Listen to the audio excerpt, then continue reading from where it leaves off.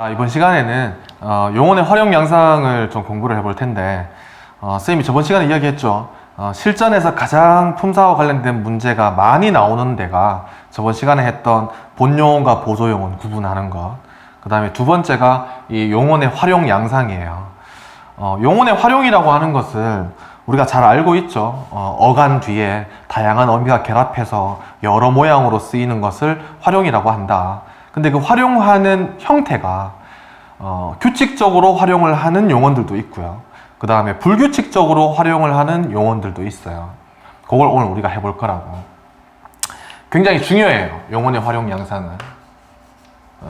쌤이 별표 잘 안 치는데 아마 품사에서는 두 번째로 지금 별표를 치는 건데, 용언의 활용 양상을 아까 쌤이 얘기했죠. 규칙 활용과 불규칙 활용으로 구분한다고. 자, 용언의 활용 양상을 구분할 때 쌤이 일단 핵심부터 먼저 얘기를 할게요. 용언의 활용 양상 구분할 때 어떻게 제일 먼저 해야 하느냐. 일단 용언이 나올 거잖아, 그죠? 용언이 나오고 나면 첫 번째, 기본형을 떠올릴 수 있어야 돼. 기본형. 사전에 싣는 평서형 종결어미 다를 결합해서 어디에? 어간에. 어간에 평서형 종결어미 다가 결합되어 있는 사전에 싣는 형태인 기본형. 이 기본형을 먼저 떠올릴 수 있어야 되고, 기본형을 떠올릴 수 있다라는 얘기는 뭐냐 하면 어디까지가 어간이고 어디까지가 어미고 그 사이에 접사가 결합해 있는지 아닌지를 파악할 수 있다는 뜻이거든요. 그 능력이 있어야 돼. 기본형을 떠올리고 난 다음에는 뭘 하느냐? 어간을 추출해. 어간을 추출한다는 얘기는 뭐냐? 쉽게 말하면 기본형에서 다를 빼란 얘기예요. 평서형 종결어미 다를 빼고 어간만 남기라는 거지. 어간만 남기고 나면 그 다음에 뒤에 분명 어미들이 결합해 있을 거라고. 그죠? 그러면 결합한 어미들을 다시 내가 파악할 수 있어요.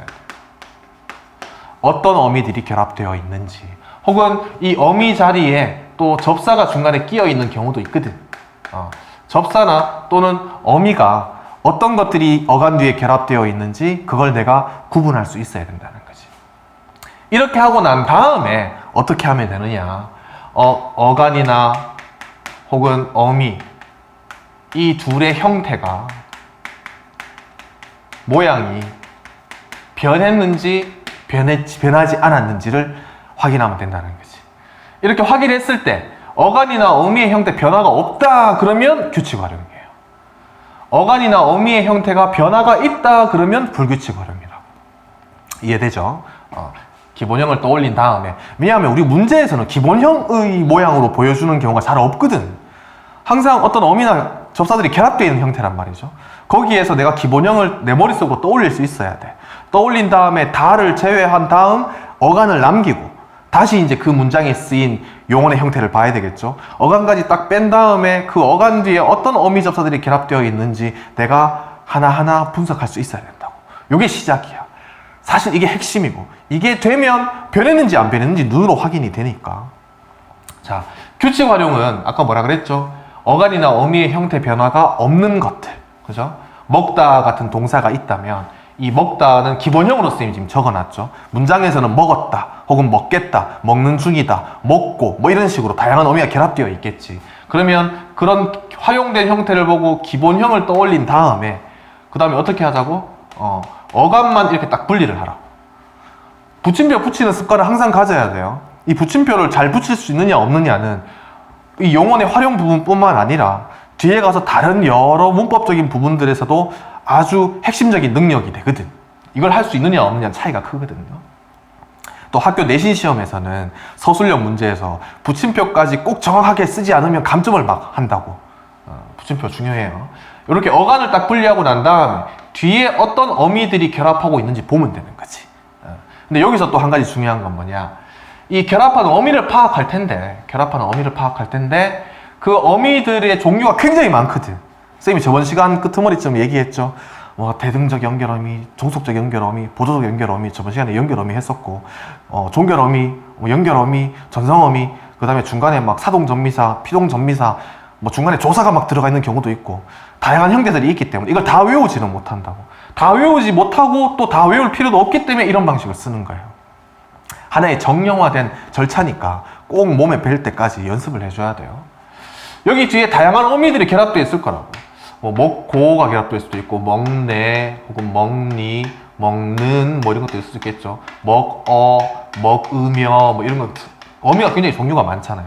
이렇게 결합이 되어 있을 텐데 가만히 보면 먹고 먹네 먹니 먹어 먹으며 다 해도 원래의 어간과 원래의 어미는 그대로 유지가 된단 말이지. 형태 변화가 없단 말이에요. 이런 걸 가지고 우리가 규칙 활용이라고 한다고. 어간과 어미의 형태가 변하지 않는, 그죠? 그런데 어미와 어간의 형태가 변하는 것들이 있어. 돌다 같은 거 한번 볼까요? 돌다가 기본형이야. 그러면 어간은 돌까지겠죠, 그죠? 그럼 뒤에 여러 어미들을 결합해 볼까? 돌고 별 문제 없네, 그죠? 그런데 돌 뒤에 네를 붙여보니까 어떻게 돼요? 형태가 도네가 돼버리죠. 도네. 어떤 학생이 쌤이 유튜브로 영상 찍어서 한다 그러니까 실시간으로 하면 도네를 하겠습니다 이러던데 나한테 쉽게 말하면 별풍을 쏘겠다는 거죠. 쌤이 도네가 뭔지 알아요. 기부를 하겠다는 건데 쌤이 기부 받으려고 영상 찍는 건 아니고 여러분들이 공부를 안 하고 집에서 놀까봐 어떻게든 계속 학습을 유지하기 위해서 찍는 거니까 도네는 필요 없고, 그래서 실시간으로 안 하는 건 아니에요. 실시간으로 하면 화질도 안 좋고, 물론 실시간으로 어느 정도 소통은 할 수 있겠지.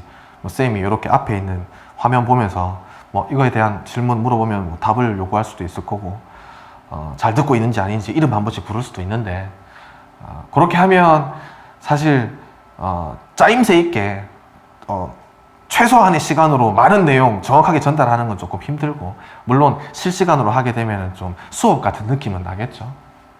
도네가 돼버린단 말이지. 그러면 어떻게 됐다? 어간은 돌이었는데 여기 지금 리을이 없잖아요, 그쵸? 여기 있어야 하는 리을이 없어져 버렸어. 탈락했단 말이지. 리을이 탈락해버렸어, 그쵸? 그 다음에 는을 붙여봤더니 얘도 마찬가지다. 결과적으로 어떻게 돼? 도는이 돼버리죠, 그치? 얘도 마찬가지로 리을이 탈락해버렸죠, 그쵸? 리을이 없어져 버렸지. 어간의 형태가 바뀌었단 말이에요. 쌤 처음에 얘기했잖아요. 어간이나 어미의 형태가 변화가 없어야 규칙 활용이라면서. 근데 얘는 어간의 형태가 바뀌는데 왜 쌤 규칙 활용에 넣어놨어요? 이런 의문이 들죠, 지금. 그런데 이 규칙 활용이라는 이 개념 안에는 이게 기본적인 개념이지만 어간과 어미의 형태가 변하지 않고 그대로 유지가 되는 것, 이게 기본적인 개념이지만 규칙적으로 설명되는 것들이 있어. 이렇게 쓰면 안 보이려나?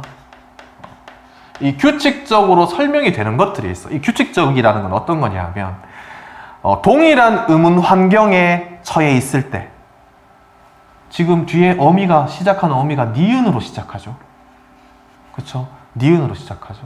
이렇게 니은으로 시작하거나 시옷으로 시작하거나 비읍으로 시작하거나 오로 시작하는, 안 외워도 돼요. 요런 음운으로 시작하는, 요런 말로 시작하는 어미들이 결합했을 때는 리을이 다 떨어져. 리을이. 해볼까요? 방금 니은 확인했죠? 그 다음에 시옷으로 확인하는 어미 뭐 어떤 거 있을까요? 시 같은 거 있겠죠, 그죠? 그러면 돌 뒤에 시오 해서 만들어 보면 도시오가 된단 말이에요, 그렇죠? 리을 떨어지죠. 비읍 같은 것도 뭐 비읍 니다 같은 어미가 있거든요. 그럼 돌 뒤에 비읍 니다 붙이면 돕니다가 되면서 리을 떨어지죠, 그죠? 그 다음에 뭐 도오 이렇게 하오체를 써도 리을이 떨어지고 없죠. 그러니까 요런 어미와 결합하는 환경에서는 리을이 규칙적으로 다 떨어진단 말이에요. 즉 규칙 활용 중에 어간과 어미의 형태가 변하지 않는 것은 기본적인 규칙 활용의 개념이고, 동일한 음운 환경에서 규칙적으로 어떤 변화가 일어나는 것, 변화는 일어나지만 이 변화를 규칙적으로 설명할 수 있다면 그것도 규칙 활용이라고 한다는 거죠. 이해되죠? 중학교 때까지는 여기까지만 배워요. 근데 요 뒤에 내용들은 고등학교 올라가야 배우거든요. 사실 거의 2학년, 3학년 수준 돼야 문제에서 이제 만나게 되는데, 또 이 용언의 활용 설명할 때 이 설명 잘 안 해요. 자, 요런 규칙적인 음운 환경에서, 동일한 음운 환경에서 규칙적인 변화가 일어날 때에도 규칙 활용으로 본다. 뭐 쓰다도 마찬가지겠죠. 쓰다도 기본형이 쓰다인데 쓰까지가 어간이겠죠, 그죠? 쓰 뒤에 어미를 붙여볼까? 쓰고 문제 없네, 규칙 활용. 쓰네, 얘 문제 없어. 뭐 쓰시오 해도 문제 없고. 그런데 얘는 모음으로 시작하는 어미, 예를 들어 뭐 어서나 음여 같은 거 적어볼까요? 모음으로 시작하죠. 초성에 있는 이응은 자음이 아니니까 음가가 없으니까요. 그죠? 그럼 결과가 어떻게 돼? 써서가 되잖아요. 글씨를 써서, 돈을 많이 써서 이렇게 되죠. 그죠? 음이었으면 어떻게 돼요? 얘는 쓰며가 되죠. 쓰며. 어떻게 됐을까? 동일하게 뭐가 탈락해? 여기에 있는 의가 여기 없잖아. 그쵸? 의 탈락이 일어나죠.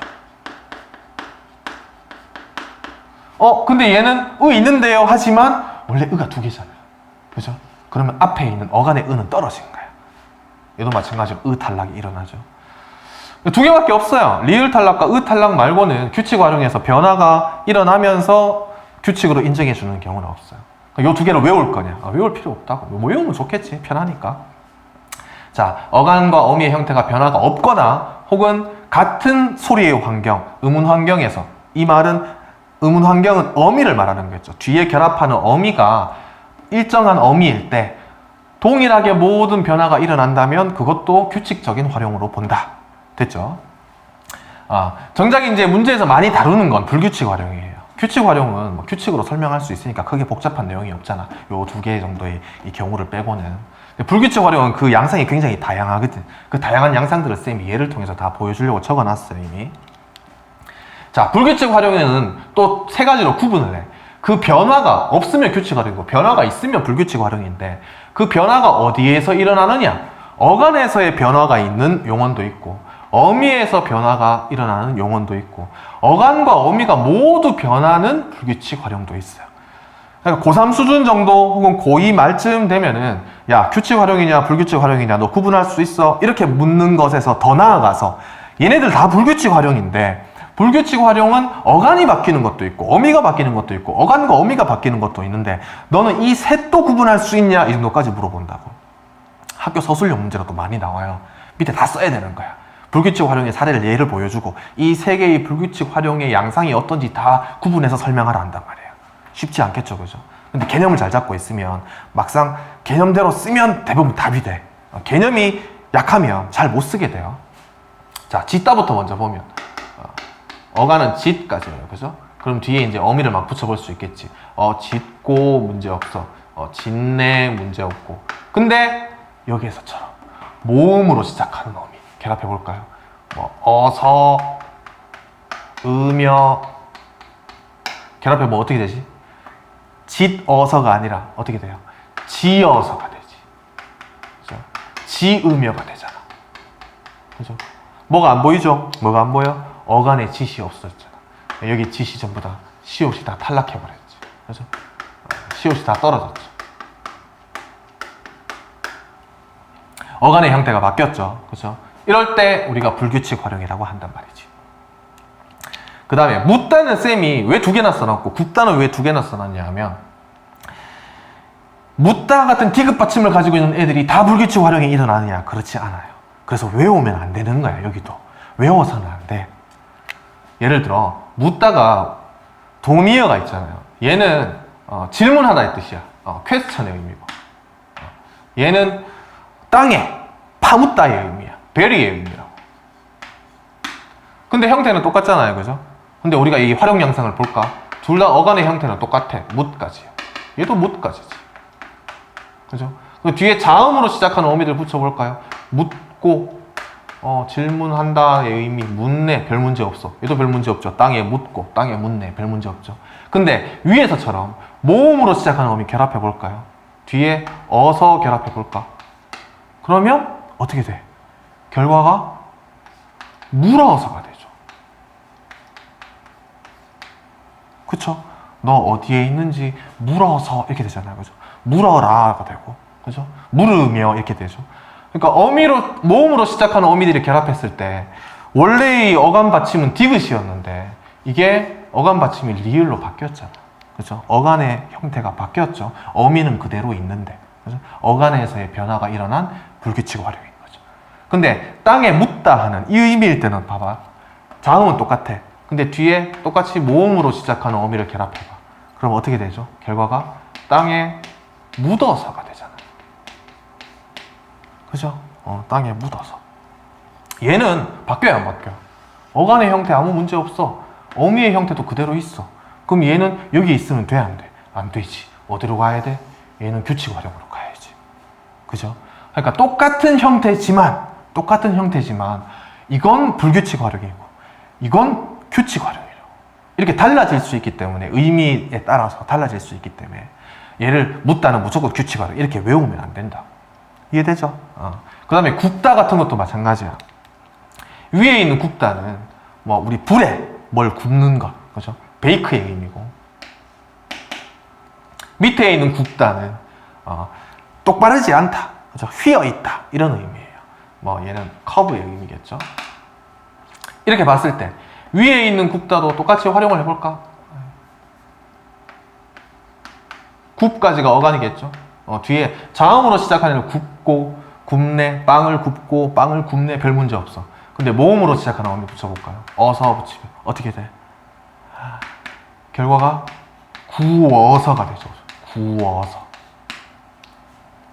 이런 걸 보고 쌤 얘는 어간에 있는 받침 비읍이 없어졌네요. 나 확인할 수 있어. 비읍 떨어졌네. 근데 뒤에 있는 형태도 바뀐 것 같은데요. 이렇게 생각하는 학생들이 있어요. 근데 그렇지 않아요. 이런 애들을 우리가 비읍 불규칙의 활용이라고 하는데 얘는 비읍이 오나 우로 바뀌어. 오나 우로. 모음 조화라는 것 우리 배우겠지만 여기서 이제 우로 바뀌거든요. 지금 요건 자세히 설명 안 할게요. 비읍이 우로 바뀌면서 뒤에 어서가 결합해. 그러면 우에 어가 결합하면 우어가 워로 줄어. 워로. 맞죠? 우어 워로 줄어서 어서는 여기 안에 그대로 있는 거야. 어서는. 그러니까 어미의 변화는 없는 거예요. 비읍이 우로 바뀌면서 어와 결합해서 워가 됐기 때문에 여기 안에는 어서가 있다고. 그러니까 비읍만 형태가 바뀐 거죠. 우로 바뀌었으니까. 어간의 형태만 바뀐 게 되는 거지, 결과적으로는. 그 다음에 휘어 있다라는 의미, 똑바르지 않다라는 이 의미도 마찬가지로 어간은 굽까지겠죠. 뒤에 뭐가 굽었다 할까? 허리라고 할까요? 허리가 굽고 허리가 굽네 할 때는 별 문제가 없어. 그죠? 뒤에 어서 결합해볼까요? 똑같이. 근데 얘는 어떻게 돼? 허리가 굽어서 이렇게 되잖아. 변화가 있다 없다? 없잖아요. 그죠? 그럼 얘도 여기 있으면 안 돼.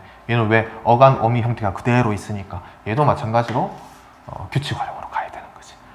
그러니까 쌤이 무슨 말 하고 싶은지 알겠죠? 이 예문들을 적어 놓은 게. 얘네들을 예로 쓰는 이유가 뭔지 알겠죠? 형태가 똑같더라도 규칙 활용과 불규칙 양상이 다를 수 있으니까 외워서 공부하려고 하지 말고 쌤이 말한 이 방식대로 어간 분리한 다음에 어간 뒤에 어떤 어미가 결합되어 있는지, 그래서 어느 것이 형태가 바뀌었는지 그대로인지를 항상 검증을 해야 된다고. 철저하게 봐야 돼. 분석해야 돼. 그 다음에 최종적인 판단을 하는 거라. 이해되죠? 그 다음에 푸다 같은 경우는 우리가 물을 푸다, 푸다의 기본형으로 잘 쓰지 않기 때문에 우리가 좀 낯설게 느껴지는데 어간은 푸까지야. 그럼 뒤에 푸고 물을 푸네 별 문제 없어. 근데 뒤에 어서 같은 모음으로 시작하는 어미 결합해보면 어떻게 돼? 결과가 물을 퍼서가 돼. 그죠? 그러면 어떻게 됐어? 어간에 있던 모음 우가 지금 없잖아. 그죠? 어서는 지금 그대로 있죠. 여기 있잖아요. 그죠? 어서는 그대로 있으니까 우만 떨어진 거지. 어간의 형태가 바뀐 거죠. 그렇죠? 그럼 얘도 불규칙 활용이 되겠지. 그 다음에 자르다 같은 것. 자르까지가 어간이겠죠. 뒤에 고에 붙여봤을 때 별 문제 없어. 그죠? 근데 이쯤 되면 눈치챘을 거야. 쌤이 왜 변화도 없는 자꾸 자음으로 시작하는 어미들을 결합해보느냐, 그 다음에 왜 뒤쪽에 불규칙 활용 설명할 때는 모음으로 시작하는 어미를 결합하느냐, 이제 눈치챘겠지. 불규칙 활용이 일어나게 하는 요소들은 대부분 모음으로 시작하는 어미들이에요. 모음으로 시작하는 어미. 그러면 이제 우리 반대로 생각하면 되겠지. 얘가 규칙 활용인지 불규칙 활용인지 검증을 하겠다. 자, 이제 시작했어. 기본형 떠올렸고 어간 추출했고 결합하는 어미를 파악한다. 그랬을 때 이 어미는 무엇을 보면 된다? 어떤 어미를 보는 게 유리하다? 모음으로 시작하는 어미를 먼저 결합해 보는 것이 훨씬 빠르다는 거야. 그러니까 우리가 이때까지 쭉 했던 것처럼 앞에 고온에 붙여볼 필요가 없는 거야. 사실은 좀 능숙해지면 바로 모음으로 시작하는 어미 결합해 버려도 돼. 그죠? 근데 이런 경우는 조심해야 되겠지. 왜? 얘는 모음으로 시작하는 어미 말고도 자음으로 시작하는 어미가 결합했을 때에도 리을이 떨어지니까. 그렇죠? 근데 또 얘는 또 규칙 활용이니까 잘 구분할 수 있어야 되겠죠. 자르 뒤에 어서 결합해 보는 거야. 그럼 결과가 어떻게 되죠? 얘는 어서를 결합하는 게 아니지. 아서를 결합해야지. 그럼 어떻게 돼? 잘라서가 되죠. 잘라서. 빵을 잘라서가 되잖아요. 그죠? 그러면 아서는 그대로 있다는 거 이제 알 수 있겠지. 그죠? 여기 아 있고 서 있잖아요. 그죠? 어미는 변화가 없어. 근데 어간이 원래는 잘의였는데 잘리을이 되어버렸어. 그죠? 그러면 여기에는 의가 있었는데 여기에는 의가 없죠. 그럼 의가 떨어졌다는 거 우리 알 수 있지. 그 다음에 리을이 하나였는데 리을이 두 개야. 그죠? 리을 하나가 덧붙었다, 더해졌다, 첨가됐다는 것도 알 수 있죠. 이런 변화가 지금 어간에서 일어났다. 어간에서. 이해되죠? 그래서 얘네들을 우리가 시옷이 떨어졌다. 얘는 디귿이 리을로 바뀌었다. 얘는 비읍이 우로 바뀌었다. 얘는 우가 떨어졌다. 얘는 의가 떨어졌다. 이렇게 해서 각각 이름을 그렇게 불러요. 시옷 불규칙, 디귿 불규칙, 비읍 불규칙, 우 불규칙, 그 다음에 르 불규칙 이렇게 부른다. 그 이름까지는 사실 외울 필요가 없잖아. 여기에서 변화가 일어나는 애들을 그대로 따가지고 뒤에 불규칙 활용 이렇게 이름을 정해주면 되는 거니까요. 그죠? 별 문제 없죠. 그 다음에 이 불규칙 활용이 어미에서 일어나는 경우도 있어. 어미. 잘하다, 푸르다. 선생님 지금 두 개 적어놨죠. 잘하다 같은 경우는 어간은 어디까지일까? 그렇죠. 다만 빼면 된다 했잖아. 그러면 잘하까지야. 물론 얘 파생어예요. 잘과 하다가 결합한 말이니까. 그럼 뒤에 어미 결합해 보는 거지. 잘하고 있네, 잘하네, 잘하지, 별 문제 없어. 그죠? 근데 뒤에 이런 어미 결합해 볼까? 어서 이렇게 결합해 보는 거지. 그럼 어떻게 돼요? 결과가 잘하어서가 아니라 잘해서가 돼버리죠. 그쵸? 그러면 잘 봐. 여기에 어간은 그대로 들어가 있어요. 이게 쌤이 지금 준 형태로 썼는데 잘하여서야. 잘하여서. 하여의 준말이 해거든. 쌤이랑 저번에 그 품사 분석 그 실전 문장 분석할 때 그때 위하다, 대하다 이런 거 했잖아요. 그 위하다, 대하다를 위하여, 대하여, 위해, 대해 이렇게 줄여 쓴다 그랬죠. 얘가 하여의 준말이 이 해야, 해. 그럼 우리 이거 검사해보자고. 잘하까지는 그대로 있어. 잘도 있고 하도 있으니까 어간은 변화가 없네. 그죠? 그대로 있고 뒤에 나는 분명히 어서를 결합했는데 여서가 붙어있네. 어미의 형태가 바뀌었죠. 그죠? 어미에서 변화가 일어난 불규칙 활용이 되는 거지. 그죠? 그럼 얘는 앞에 애들처럼 우리가 이름을 붙이면 뭐가 될까? 여불규칙이 되는 거죠. 그죠? 두 번째, 푸르다 해볼까요? 기본형은 푸르까지겠지? 푸르고, 푸르네, 푸르지, 별 문제 없다. 그죠? 별 문제 없고. 뒤에 어미, 마찬가지로 어서 결합해보자. 쌤 계속 어서만 결합해도 불규칙 다 확인할 수 있잖아. 그쵸? 그럼 결과가 어떻게 돼? 푸르어서가 아니라 푸르러서가 되죠. 그죠? 푸르어가 아니라 푸르러가 되잖아요. 그죠? 그럼 우리 확인해보면 어간, 푸르는 그대로 있어. 어간은 변화가 없네. 근데 나는 분명히 어서를 결합했는데 왜 러서가 되어 있지? 그죠? 그럼 얘는 우리가 형태가 바뀌었다는 걸 알 수 있죠. 이름을 붙이자면 러 불규칙 이렇게 부르면 된다는 거지. 앞에 뭐도 있었죠? 르 불규칙도 있었죠. 그죠? 르 불규칙은 어간에서 변화가 일어난 불규칙 활용이고 러 불규칙은 어미에서 변화가 일어난 불규칙 활용이고 기출에서 이 두 개를 잘 다뤄요. 헷갈릴 수 있거든. 동음이어도 있고 우리 실전 기출문제 다루면서 한번 확인해 볼 거예요. 자, 이렇게 어미에서 변화가 일어나는 불규칙 활용도 있고 심지어는 어간과 어미의 형태가 다 바뀌는 것들도 있어. 파라타 같은 거. 얘는 뭐 파라타든 하얗다든 뭐 노랗다든 뭐 상관없어. 요런 말들 다 똑같이 적용이 돼. 기본형은 어디까지다? 다음만 빼면 되니까 파랗까지다. 그죠? 뒤에 파랗고, 파랗네, 파랗지 별 문제 없죠. 그죠? 근데 뒤에 마찬가지로 어서 결합해보자. 그죠? 그럼 결과가 어떻게 돼? 파랗어서가 아니라 파래서가 돼버려. 그죠? 그럼 확인해보자고. 어간 파랗까지인데. 파라, 리을까지 있고, 아도 안 보이고, 히읗도 안 보이네? 그쵸? 어간에도 변화가 생겼고. 난 분명히 어서를 결합했는데 여기 왜 에서가 있지? 그죠? 그러니까 히읗도 떨어지고 없고 어미의 모양도 바뀌었죠. 그렇죠? 이래서 얘는 어간에서도 변화가 있고 어미에서도 변화가 일어났다. 그래서 얘를 불규칙 활용이다 하면 되고, 얘는 보통 이름을 히읗 불규칙 활용 이렇게 이름을 붙입니다.